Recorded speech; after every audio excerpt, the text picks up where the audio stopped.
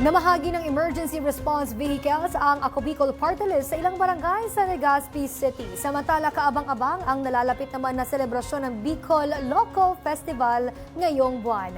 Narito ang report ni Simon Ong.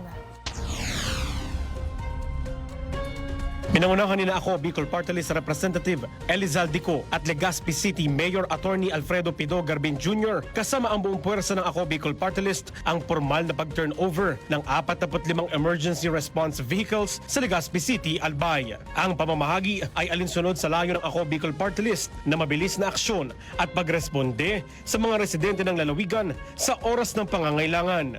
Ang mga sasakyan rin ay magsisilbing tulay ng mga residente sa mas pinaagap na pangkalusugang kaligtasan ng mga kababayan natin. Lubos naman ang pasasalamat ng mga dumalo sa programa dahil sa serbisyong hatid ng Ako Bicol Party List. Samantala, nakatakda namang ipagdiwang ang nalalapit at pinaka-inaabangang Bicol Loco Festival 2025 sa darating na June 14 hanggang June 16. Sa naturang pagdiriwang, tampok ang makukulay at magagandang hot air balloons, drone displays, fireworks at syempre music festival.